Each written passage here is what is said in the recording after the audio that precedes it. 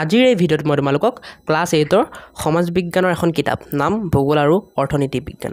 এই কিতাপখনৰ যেটো পাঠ 9 পাঠ 9ৰ নাম কি নাম হ'ল মানৱ সম্পদ উন্নয়নৰ নিৰ্দেশক আৰু মানৱ সম্পদ উন্নয়নত বৃত্তিমূলক শিক্ষাৰ ভূমিকা বা নামটো কিমান ডাঙৰ দেখিছা কিন্তু টেনচন ল'ব নালাগে পাঠটো একদম ইজি হয় এই পাঠৰ সকলো প্ৰশ্ন উত্তৰ তোমালোকক একেবাৰে সৰু আৰু সহজ সৰল ভাষাত মই তোমালোকক দিম সৰুকৈ কাৰণ বহুতে ৰিকুৱেষ্ট কৰিছিলা আৰু তোমালোকৰ বলে সৰুকৈ লিখিলে মুখস্থ সোনকালে হয় সেয়ে সৰুকৈ মই লিখিছো ঠিক আছে লগতে ডাঙৰকৈ দিম মানে সৰুকৈ দিম ডাঙৰকৈ দিম যাক সৰুকৈ লাগে সৰুকৈ ল'বা যাক ডাঙৰকৈ লাগে ডাঙৰকৈ ল'বা ঠিক আছে সো ভিডিওটো আৰম্ভ কৰো তাৰ আগতে এটা কথা কম মই যে চেপ্টাৰটো যদি বুজোৱা ভিডিও লাগে আৰু এমসিকিউৰ ভিডিও লাগে তেন্তে কমেন্ট কৰা যদি কমেন্ট বেছি হয় তেন্তে বুজাম মই আৰু এমসিকিউ দিম ঠিক আছে তোমালোকে এতিয়া অনুশীলনীৰ প্ৰশ্ন উত্তৰবোৰ চোৱাৰ আগতে মনত ৰাখিবলগীয়া কথাখিনি এবাৰ পঢ়ি যাবা কাৰণ ইয়াতে চেপ্টাৰটোৰ মেইন কথাখিনি থাকে আৰু এইখিনি পঢ়িলে অনুশীলনীৰ ম্যাক্সিমাম কোৱেশ্চনৰ আনসাৰ ইয়াতে পোৱা যায় ঠিক আছে এতিয়া 1 নম্বৰ অনুশীলনীৰ 1 নম্বৰ সম উত্তৰ লিখাখিনি চাও হা এতিয়া 1 নম্বৰ কি কৈছে আমাক মানৱ সম্পদ কাক বোলে উত্তৰ লিখিবা যিসকল মানুহে সুস্বাস্থ্য শিক্ষা আৰু প্ৰশিক্ষণ লৈ উৎপাদনমুখী কামত অংশগ্ৰহণ কৰিব পাৰে তেওঁলোককে মানৱ সম্পদ বোলে মানে এনেকুৱা মানুহ যাৰ স্বাস্থ্য ভাল হেলথ ভাল হয় আৰু সিহঁতে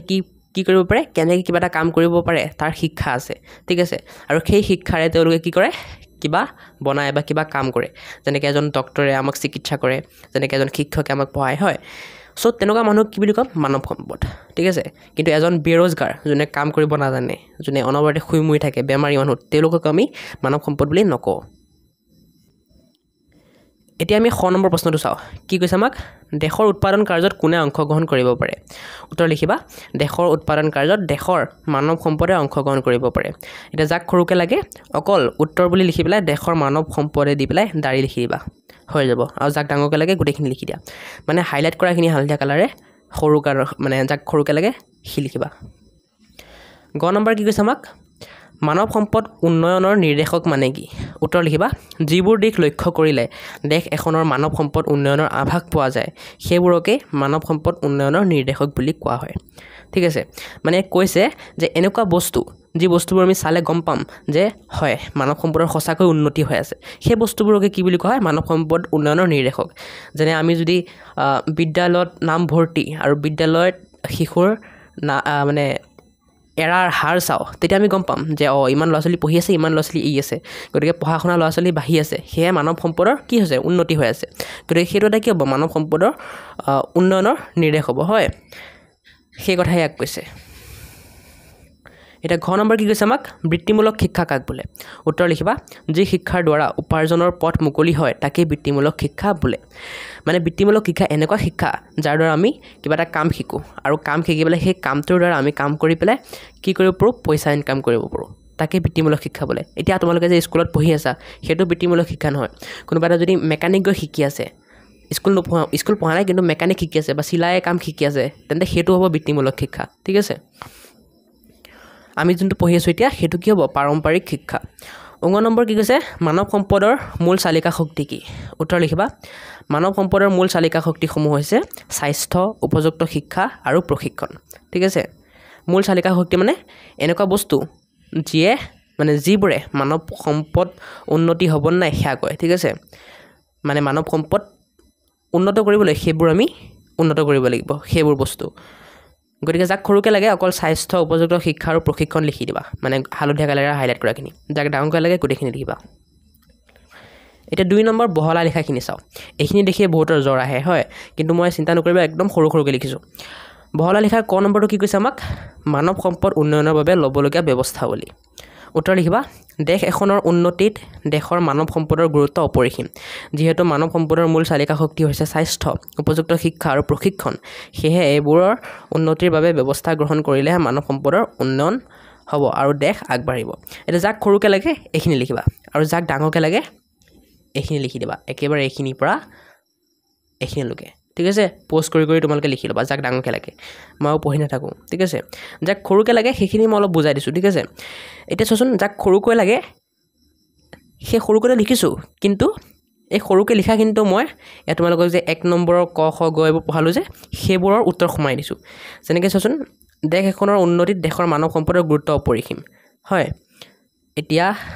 এইটো পিছত যেহেতু মানৱ সম্পদৰ মূল চালিকা শক্তি হৈছে স্বাস্থ্য উপযুক্ত শিক্ষাৰ প্ৰশিক্ষণ সেইটো কোনটোৰ আনসাৰ সেইটো তোমালোকৰ 9 নম্বৰটো আনসাৰ 9 নম্বৰটো উত্তৰ ইয়াত সোমাই দিছোঁ হয় মানে মেইনলি 1 নম্বৰ ক খ গ ঘ ঙ মুখস্থ কৰিলে তোমালোকৰ 2 নম্বৰ বহুতখিনি মুখস্থ হৈ যাব ঠিক আছে আৰু 2 নম্বৰ কিন্তু মুখস্থ কৰিলে তোমালোকৰ এই যে সমুদুগাখিনি 5 নম্বৰ ইয়াতো তোমালোকৰ চুটকিট হৈ যাব মানে একদম ইজিলি হৈ যাব ঠিক আছে সো তোমালোকে ধুনীয়াকৈ মুখস্থ কৰি ল'বা এটা নেক্সট আমি 2 নম্বৰ খটো চাওঁ 2 নম্বৰ কটো মই সৰুকৈ দিলোঁ ডাঙৰকৈ দিলোঁ যাক সৰুকৈ লাগে সৰুকৈ ল'বা যাক ডাঙৰকৈ লাগে ডাঙৰকৈ ল'বা এতিয়া 2 নম্বৰ খটো চাওঁ মানৱ সম্পদ উন্নয়নৰ নিৰ্দেশকসমূহ এইটো ৱাব হ'ব দেই ৱাব এটা দি দিবা উত্তৰ লিখিবা যিবোৰ দিক লক্ষ্য কৰিলে দেশ এখনৰ মানৱ সম্পদ উন্নয়নৰ আভাস পোৱা যায় সেইবোৰকে মানৱ সম্পদ উন্নয়নৰ নিৰ্দেশক বুলি কোৱা হয় এতিয়া এইটো কোৱেশ্চনৰ আনসাৰ একেবাৰে 1 নম্বৰৰ গ নম্বৰ উত্তৰটোৰ লগত সেম হয় এখিনি পা এখিনলৈকে বাকি মানৱ সম্পদ উন্নয়নৰ নিৰ্দেশকসমূহ হৈছে শিক্ষাৰ হাৰ জীৱনৰ প্ৰত্যাশা জন্মকালীন শিশুৰ মৃত্যুৰ হাৰ জনমূৰি আয় বিদ্যালয়ত নামভৰ্তি আৰু এৰাৰ হাৰ প্ৰতিষেধক টিকাকৰণৰ হাৰ আদি এইখিনি খালি মই এড কৰিছোঁ এইখিনি এড কৰি দিবা বাকি এইখিনিটো 1 নম্বৰৰ গটোৰ উত্তৰ নিচিনাই হয় সো যাক সৰুকৈ লাগে এইখিনি লিখিবা আৰু যাক ডাঙৰকৈ লাগে এইখিনি লিখিবা মই আৰু পঢ়ি নাথাকোঁ ঠিক আছে ধুনীয়াকৈ একেবাৰে 6টা লাইন ব্যাখ্যা কৰি লিখি দিবা যাক ডাঙৰকৈ লাগে সৰুকৈ লাগাখিনি সেইখিনি লিখিবা এতিয়া গ নম্বৰখিনি চাওঁ আমি গ নম্বৰ কি কৈছে চোৱা মানৱ সম্পদ উন্নয়ন আৰু বৃত্তিমূলক শিক্ষাৰ মাজত থকা সম্পৰ্ক উত্তৰ লিখিবা মানৱ সম্পদ উন্নয়ন আৰু বৃত্তিমূলক শিক্ষাৰ মাজত গভীৰ সম্পৰ্ক আছে বৃত্তিমূলক শিক্ষাই মানুহক কাৰিকৰী দক্ষতা আৰু প্ৰশিক্ষণৰ জৰিয়তে উৎপাদনমূলক কামত জড়িত কৰে যাৰ ফলত তেওঁলোক মানৱ সম্পদলৈ ৰূপান্তৰিত হয় এই শিক্ষাই মানুহক আত্মনিৰ্ভৰশীল কৰি তোলে আৰু কৰ্মসংস্থাপনৰ সুযোগ সৃষ্টি কৰে শিক্ষা আৰু প্ৰশিক্ষণ মানৱ সম্পদৰ মূল চালিকা শক্তি যাক বৃত্তিমূলক শিক্ষাই আৰু অধিক উন্নত কৰি মানৱ সম্পদ উন্নয়নত সহায় কৰে এইখিনি লিখিলে হৈ যাব যাক সৰুকৈ লাগে অকল হাইলাইট কৰাখিনি লিখিবা যাক ডাঙৰকৈ লাগে কি কৰিবা গোটেইখিনি লিখি দিয়া এই হাইলাইট নকৰাখিনিও লিখি দিবা ঠিক আছে হালধীয়া কালাৰে হাইলাইট কৰাখিনি যাক সৰুকৈ লাগে সি লিখিলে হ'ল অকল ঠিক আছে ওকে এতিয়া ঘ নম্বৰ কি কৈছে বৃত্তিমূলক শিক্ষাই কিদৰে নিবনুৱা সমস্যা লাঘৱ কৰাত সহায় কৰে তোমালোকক লিখিব দিছে উত্তৰ লিখিবা বৃত্তিমূলক শিক্ষাই মানুহক স্বনিয়োজিত কৰি নিবনুৱা সমস্যা লাঘৱ কৰাত সহায় কৰে নিবনুৱা মানে বেৰোজগাৰ যোনে কাম চাম নকৰে হয় এটা বৃত্তিমূলক শিক্ষা মানে কোনোবা এটা যদি মেকানিক শিকিলে যোনটো এটা বৃত্তিমূলক শিক্ষা তেতিয়া কি হ'ব তাৰ সি কাম পাই যাব বেৰোজগাৰ নহ'ব ৰোজগাৰ পাই যাব গতিকে কি হ'ব আমাৰ নিবনুৱা সমস্যা শেষ হৈ যাব পিছত কি লিখিছোঁ চোৱা বৃত্তিমূলক শিক্ষাই মানুহক কাৰিকৰী দক্ষতা আৰু প্ৰশিক্ষণৰ জৰিয়তে উৎপাদনমূলক কামত জড়িত কৰে যাৰ ফলত তেওঁলোক মানৱ সম্পদলৈ ৰূপান্তৰিত হয়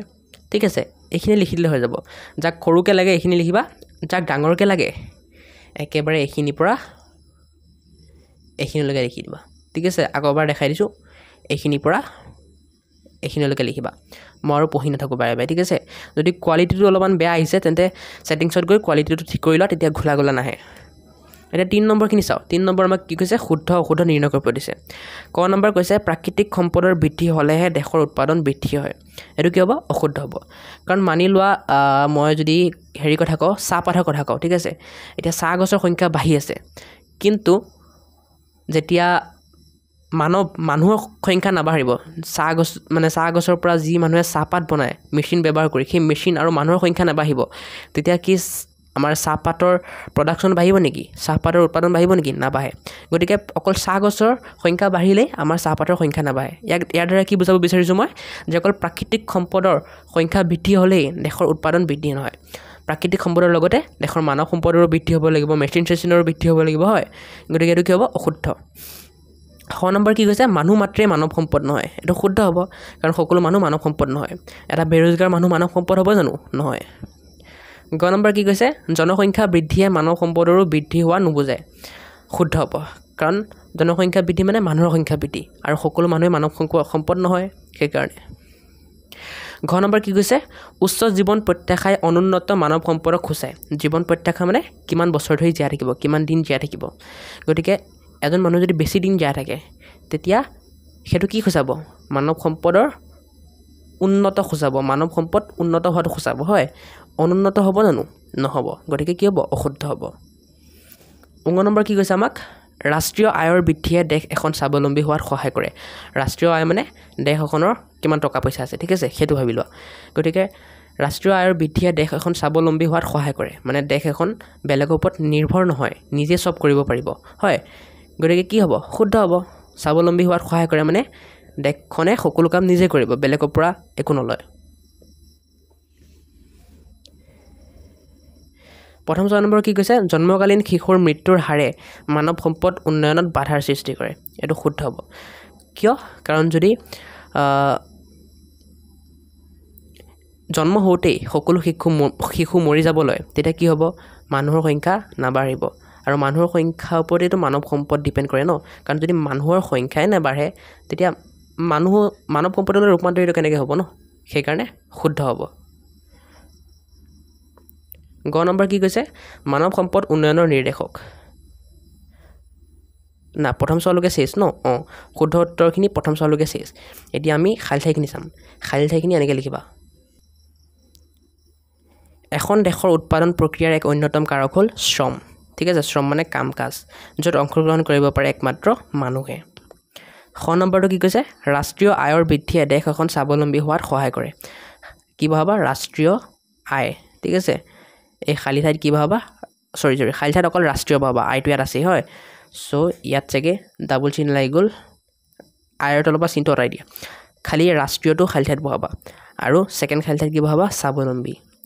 গ নম্বৰ কি কৈছে উচ্চ শিক্ষা গ্ৰহণ কৰাৰ পিছত চৰকাৰে সকলো শিক্ষিত ব্যক্তিকে চাকৰি যোগান ধৰাটো সম্ভৱ নহয় ফাৰ্ষ্ট খালি ঠাইটোত হ'ব চৰকাৰে পিছৰটোত হ'ব চাকৰি ঠিক আছে মানে য'ত মই তলত আণ্ডাৰলাইন কৰি দিছোঁ সেইকেইটা খালি ঠাই হ'ব ঘ নম্বৰ কি কৈছে গুণগত শিক্ষা মানৱ সম্পদ উন্নয়নৰ প্ৰাথমিক সোপান প্ৰথম খালি ঠাইত হ'ব গুণগত শিক্ষা পিছত হ'ব প্ৰাথমিক ঠিক আছে শিক্ষাটো আই থিংক ইয়াত আছেই শিক্ষাটো ইয়াত আছেই তোমালোকে অকল ইয়াত গুণগত বুলি লিখিবা ঠিক আছে নেক্সট কৈছে 9 নম্বৰ বৃত্তিমূলক শিক্ষাই মানুহক অকল